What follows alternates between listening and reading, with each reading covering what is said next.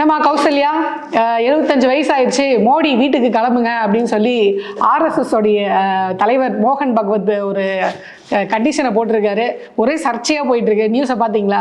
பார்த்தேன். எதிர்கட்சி தலைவர்கள்லாம் டிக்கெட் இல்ல அப்படின்னு ஏன் ஏதோ ஆம்னி பஸ் விட்டுருக்காங்களா? டிக்கெட் இல்லன்னு இருக்காங்க. டிக்கெட்னா இவங்க சொல்ற மாதிரி பஸ் டிக்கெட் கிடையாது. அங்க எம்பி சீட்டே வந்து பாஜகல தான் ஒரு ரூல் இருக்காமே, ஒரு சில வயசுக்கு மேல வந்து எல்லாம் ரிட்டையர்ட் ஆயிடணுமாமே. இல்ல, அது பாஜகல வந்துலாம் ரூல்ஸ் எல்லாம் கிடையாது. அது மோடியா உருவாக்குன ரூல்ஸ். அவர் என்னன்னா, அவர் வந்து பிரதமரா ஆயிட்டார். பிரதமரா ஆனவொடனே அவர் என்ன பண்றாருன்னா, யாரெல்லாம் நம்மளுக்கு வந்து தொல்லை கொடுப்பானுங்க அப்படின்னு பார்த்தாரு. ஏன்னா இவரு இப்ப எல்கே அத்வானி இருக்காரு பாத்தீங்களா, இவரெல்லாம் வந்து சீனியர் இவரை விட.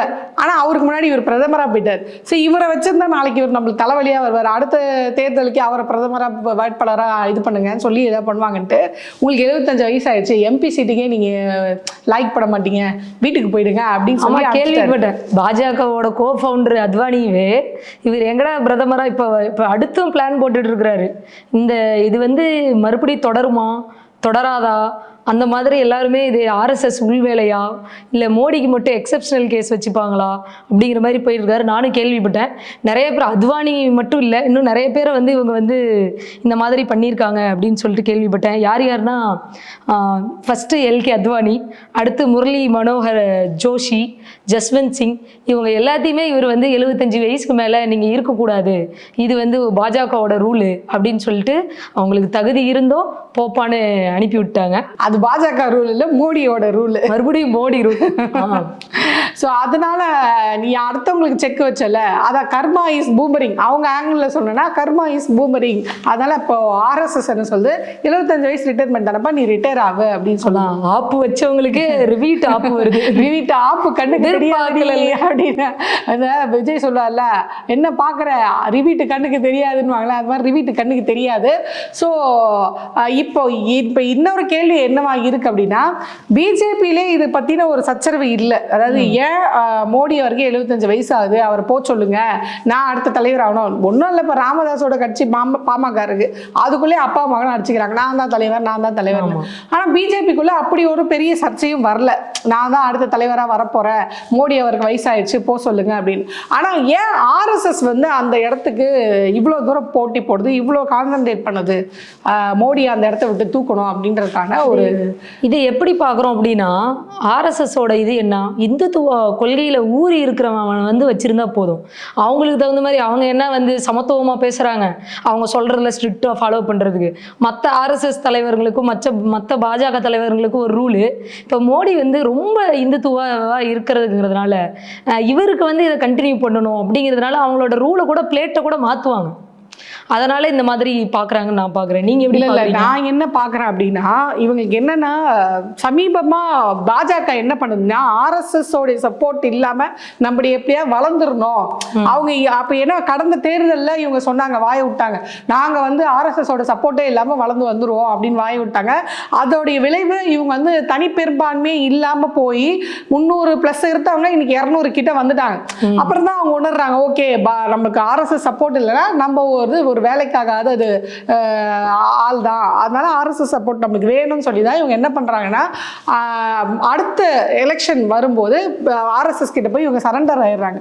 இல்லைங்க உங்களுடைய இது சப்போர்ட் எங்களுக்கு வேணும்னு. அவங்களும் என்ன சொல்றாங்கன்னா, ஏன் ஆளை நீ உள்ள சிஎம் கேண்டிடேட்டா நீ நிறுத்து, அப்பதான் உனக்கு நான் வந்து களத்துல இறங்கி வேலை செய்வேன், நீ ஜெயிக்கணும்னு எனக்கும் ஆசைதான், ஆனா ஏன் ஆளை சிஎம் கேண்டிடேட்டா நிறுத்து, நான் ஜெயிக்க வைக்கிறேன் அப்படின்னு சொல்றேன். அப்படி அதனால தான் நீங்க மகாராஷ்டிரால சிஎம் கேண்டிடேட்டை யாரை உட்கார வைக்கிறாங்க அப்படின்னு பாத்தீங்கன்னா, ஃபட்னாவிஸ் உட்கார வைக்கிறாங்க. ஃபட்னாவிஸ் யாரு? சித்பவ் பிராமின் சமூகத்துல இருந்து வரக்கூடிய ஆள். ஸோ இவங்களுக்கு என்னன்னா, நீ வந்து ஆர்எஸ்எஸ் இதுவா ஃபாலோ பண்ணிக்கோ, நீ வந்து இந்துத்துவா இருந்துக்கோ, நீ எவ்வளவு பெரிய அப்பட்டக்கராவே இருந்துக்கோ, ஆனா ஏன் ஆள் போய் அந்த இடத்துல உட்காரணும், பிராமின் அப்படின்ற ஆள் வந்து போய் பிரதமரா அங்க உட்காரணும், அப்பதான் எனக்கு மதிப்பு இருக்கும் அப்படின்னு தான் இவங்க செய்யறாங்க. அதுவும் அந்த பிராமின்லயும் இந்த பிராமின்ஸ் மட்டும் தான் உட்காரணும். பிராமின்லேயே இந்த பிராமின், மகாராஷ்டிரா பிராமின் அப்படின்ற இந்த மகாராஷ்டிரா இருக்க இந்த சித்பவ் பிராமின் அப்படின்றவங்க தான் போய் அந்த இடத்துல உட்காரணும் அப்படின்னு ஆர்எஸ்எஸ் நினைக்குது. அதனாலதான் வந்து இந்த மாதிரி மோடியை வந்து இடத்த காலி பண்ண சொல்லுங்க, மூட்டை முடிச்ச கட்ட சொல்லுங்க அப்படின்ட்டு. இப்போ இது காங்கிரஸ் வேற இதை கையில எடுத்துக்கிச்சு பாத்தீங்களா, பேய்க்கும் சண்டை அப்படின்னு சொல்லுவாங்கல்ல, அவர் உங்களை சொல்றாங்களே, நீங்க சொல்ல வேண்டியதானே. இப்போ வந்து ஆர்எஸ்எஸ் ஓட தலைவர் சொல்றாருல மோகன் பகவத், நீங்க வந்து வீட்டுக்கு கிளம்பணும்னு, அவருக்கு அவருக்கும் தானே 75 வயசு ஆகுது. செப்டம்பர் 11 வந்து அவருக்கும் 75 வயசு மோகன் பகவத்துக்கும். அப்ப நீங்க மோடி சொல்ல வேண்டியது தானே, வடிவேல் சொல்லுவார்ல, சொல்லிதான் பாரு, நீ பெரிய ரவுடி இல்ல, சொல்லி பாரு. எங்க சொன்னா அவர் வச்ச ஆப்பு திருப்பி வந்துரும். திருப்பி அந்த பயத்துல அவர் அப்படியே பயம் இருக்கு, மெயின்டைன் பண்ணிட்டு காதுல என்ன எதிர்க்கட்சி தலைவர்கள் பேசிக்கிட்டாலும் காதுல வாங்கி கூடாது, இருந்தாலும் வாங்கி கூடாது அப்படிங்கிற மாதிரி இருக்காரு. அமைதியா அவங்க ஏன் கடந்து போறாருன்னா, மோடி சொல்ல முடியாது அந்த மாதிரி. ஏன்னா ஆர்எஸ்எஸ்க்கு அப்படி ஒரு ரூல்ஸ் கிடையாது. ஆர்எஸ்எஸ் வந்து யாரையுமே அந்த மாதிரி பதவியை விட்டு விலகல. எப்படி மோடி வந்து இவங்களெல்லாம் சொன்னார்ல 75 வயசு ஆயிடுச்சு வீட்டுக்கு போங்க, அந்த மாதிரி ஆர்எஸ்எஸ் யாருமே சொல்ல. குறிப்பா இப்ப ஆர்எஸ்எஸ் ஓட தலைவர்கள் யார் யாரெல்லாம் 75 வயசு வரை இருந்தாங்க அப்படின்னு பார்த்தா, மதுக்கர் தத்தாரையா, அதுக்கப்புறம் ராஜேந்திர சிங், அதாவது அவர் ஷார்ட்டா ராஜுபாய் அப்படின்னு கூப்பிடுவாங்க. உடனே இந்த சூர்யாவான்னு கேட்டாதீங்க அந்த படத்துல, அந்த ராஜுபாய் இல்ல, இது ராஜேந்திர சிங். அப்படி ராஜுபாய்ன்னு சொன்னா ஆர்எஸ்எஸ் உடைய அந்த வட்டாரங்களுக்கு ரொம்ப ஃபேமஸா தெரியும். அவரும் 75 வரையும் தாண்டி இருந்திருக்காரு தலைவர் ஆர்எஸ்எஸ்க்கு. இன்னும் KS சுதர்ஷன், இவர் தான் வந்து ஆர்எஸ்எஸ்ல கிட்டத்தட்ட 21 வருஷங்கள் வந்து தலைவரா இருந்திருக்காரு. ஸோ ஆர்எஸ்எஸ்க்கு அந்த இது கிடையாது, நெருக்கடி கிடையாது. 75 வயசு ஆச்சுன்னா நீ பதவியை விட்டு இறங்கு அப்படின்றது. பாஜகலையும் அப்படி ஒரு விதி கிடையாது. ஆனா இப்ப மோடி இப்ப விதிச்சது அவருக்கு விடையா வந்து நிக்குது. அவர் தான் சொன்னார், நீங்க எல்லாம் 75 வயசு MP சீட்டு கூட தகுதி இல்லை, ரிட்டையர்மெண்ட் ஆயிடுங்க அப்படின்னு. அதனால அவரும் இறங்குங்க அப்படின்னு இன்னைக்கு எல்லாரும் அவர் வந்து ஃபோக்கஸ் பண்றாங்க. ஸோ பாஜகவுக்கும் ஆர்எஸ்க்கும் இந்த சண்டைன்றது ரொம்ப வலுப்பெற்றுட்டே போகுது. இருந்தாலும் இவ்வளோ பெரிய ட்ராமா போட்டு இவ்வளோ பேர் 75 வயசுக்கு மேலே வந்திருக்காங்க. இவ்வளோ ட்ராமா போட்டு அதுக்கப்புறம் இருந்த நான் நீங்கள் சொன்னது ஒரு 3 பேர் குறிப்பிட்டு சொல்கிறீங்கன்னு நினைக்கிறேன். அதுக்கு மேலேயும் ஆர்எஸ்எஸ்ல நிறைய பேர் பதவி வகித்திருக்காங்க. இவர் பதவியில் இருக்கணுங்கிறதுக்காக இத்தனை பேருக்கு பழி வாங்கியிருக்காரு. மேலும் நீங்கள் சொன்ன மாதிரியே வந்து பார்த்தீங்கன்னா யூபி எலெக்ஷன் ஆகட்டும், மற்ற எந்த எலெக்ஷன் ஆகட்டும், லாஸ்ட்டாக நடந்த எலெக்ஷனில் கூட்டணியினால சிறுபான்மை குறைஞ்சபட்ச ஓட்டில் தான் அவங்க வந்திருக்காங்களே தவிர எதுலேயும் பெரும்பான்மையாக வரல. இன்னொன்று ஆர்எஸ்எஸ்க்கு இவங்க இந்த கூட்டணியில் போகிற ஆட்சியே பிடிக்கல. இதுலேயும் பார்த்தீங்கன்னா நீங்கள் சொன்ன மாதிரி கூட்டணிக்காக பயந்துக்கிட்டு அப்படியே என்னடா பண்ணுறதுன்னு அமைதியாக போயிட்டு இருக்காங்களோ அப்படிங்கிற மாதிரி சூழலில் தான் இருக்குது. இப்போ வந்து ஏன் வந்து இவங்க காங்கிரஸ் வந்து இவ்வளோ கிண்டல் அடித்து இவர் வந்து இவ்வளோ அமைதியாக இருக்கிறதுக்கு காரணமாக என்ன பார்க்குறீங்க நீங்கள்? அதான் நான் தான் முன்னாடியே சொல்ல, இப்போ காங்கிரஸ் ஏதாவது இந்த படத்தில் ஒரு சின்ன பையன் வந்து வடிவேல கூப்பிட்டுட்டே இருப்பான், வாடா வாடா வாடா திட்டிட்டு, என்னடா ஒரு சின்ன பையன் இவ்வளோ அசிங்கமாக திட்டுனா நீ பாட்டு கம்முன்னு இருக்க அப்படின்னா அவன் பக்கத்தில் இருக்க சும்மா அமைதியாக இருப்பான். சொன்னால் கேள்றா, அமைதியாக இருடா, போனால் உனக்கு ஆபத்துடா அப்படின்வாங்க. கடைசியில் ஒரு கடத்தில் வடிவேல் வந்து போயிடுவார், ஆம்புலன்ஸ்குள்ளே போட்டு கிட்னியை பிடுங்கி விட்டுருவாங்க. இப்போ காங்கிரஸ் கலாய்க்குது அப்படின்றதுக்காக மோடி ஆர்எஸ்எஸ் எதிர்த்து பேசினா அடுத்து பீகார் தேர்தல் வருது. பீகார் தேர்தலில் இறங்கி வேலை செய்ய மாட்டாங்க ஆர்எஸ்எஸ் காரங்க. ஒன்று மட்டும் ரொம்ப கன்ஃபார்ம், பீகார் தேர்தல்ன்றது இவருக்கு அதாவது பாஜகவுக்கு ரொம்ப ரொம்ப முக்கியமான ஒரு தேர்தல். அதே மாதிரி வெஸ்ட் பெங்கால், இவங்க ரெண்டாவது மோடிக்கு அப்புறம் அமித்ஷா அவர்கள் வந்து அந்த இடத்துக்கு வர வாய்ப்பு இருக்கு அப்படின்னு பாஜக தரப்புல சொல்லப்படுது. ஸோ இப்போ இந்த ஒட்டுமொத்த தேசத்திலேயே 2 மாநிலம் வந்து பாஜகவோட கண்ட்ரோலுக்குள்ள போகாம இருக்கு. அதாவது அவுட் ஆஃப் கண்ட்ரோல்ல இருக்கிறது 2 மாநிலம், ஒன்று தமிழ்நாடு, இன்னொன்று வெஸ்ட் பெங்கால். அதனாலதான் அமித்ஷா அவர்கள் தொடர்ந்து தமிழ்நாட்டுக்கு வந்து வரப்போக இருக்கிறாரு. ஸோ இங்க அவங்க கட்சி கொஞ்சம் ஸ்ட்ராங் பண்ணிட்டா நாளைக்கு நம்ம தலைமை பொறுப்புல வந்து உட்காரும் போது இதை வந்து இது பண்ண ஈஸியா இருக்கும் அப்படின்ற நோக்கத்துல மோடிக்கு அப்புறம் அமித்ஷா வரக்கான வாய்ப்பு இருக்குன்றாங்க. ஆனா அந்த இடத்துக்கு ஆர்எஸ்எஸ் விடாது. அவங்களுக்கு என்னன்னா மோடியும் வேண்டாம், அமித்ஷாவும் வேண்டாம், என் ஆளை உள்ள உட்காரவை. ஏன் அப்படின்னா இது வந்து ஒரு ஏன் அப்படின்னா இது வந்து மராட்டியருக்கும் குஜராத்தியருக்கும் நடக்கிற ஒரு சண்டையா தான் போயிட்டு இருக்கு. மோடி அவர்கள் யாரு? குஜராத் பின்புலத்துல இருந்து வரக்கூடியவர். அவர் வந்த பிறகு பெரிய உதவியை யாருக்கு நிறைய செய்யறாரு அப்படின்னா குஜராத் முதலாளிகளுக்கு.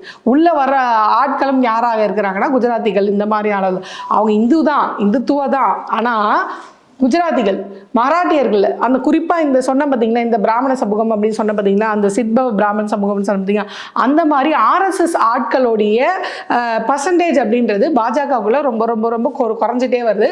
இருக்கிறவங்களையும் இவங்க மதிக்கிறது இல்லை அப்படின்ற ஒரு பேச்சும் இருக்கு. நீங்கள் சொன்ன மாதிரி ஏன் அவர் வந்து பீகாரை கான்சென்ட்ரேட் பண்ணுறாரு அப்படின்னா, இப்போ இருக்க அலையன்ஸில் வந்து நிதிஷும் வந்து இருக்காரு. இப்போ எங்கே பீகாரில் ஃபோக்கஸ் பண்ணல அப்படின்னு இவர் கல்டு ஓடிட்டாருன்னா ஓடுற வண்டியில் ஒரு சக்கரை கல்டு மாதிரி அப்புறம் எப்படி வண்டி ஓட்ட முடியும்?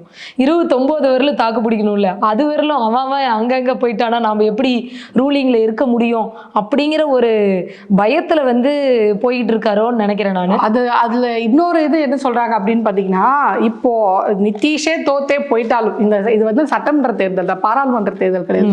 இந்த சட்டமன்ற தேர்தலில் நிதிஷ் தோத்தே போயிட்டாலும் எம்பியோடைய சப்போர்ட் வச்சுதான் இவங்களோட ஆட்சி வந்து நடக்குது. ஆட்சி கவிழ்ப்புக்கு இப்போ நிதிஷ் சட்டமன்ற தோத்து போறதுக்கும் ஆட்சி கவிழ்ப்புக்கும் சம்பந்தம் கிடையாது. ஆனா பாஜகவுக்கு என்ன தலைவலி, அதாவது மோடிக்கு என்ன தலைவலினா, நிதிஷும் சரி சந்திரபாபு நாயுடும் சரி என்னைக்கு வேணாலும் எப்ப வேணாலும் கழட்டி விடுற ஒரு ஆளுங்க, காலவாரி ஒரு ஆளுங்க. ஸோ இவரை இங்க பவர்ல வச்சுட்டே இருக்கிறத விட இவரை இங்க நாசம் பண்ணி விட்டா, பாஜகவோட ஸ்டைல என்னன்னா யாருக்கு கூட போய் கூட்டணி வைக்கிறாங்களோ அந்த கட்சியை காலி பண்றது தான் அவங்களுடைய வேலையா இருக்கும். ரொம்ப வேணாம், நீங்க மகாராஷ்டிராவை எடுத்துக்கோங்க.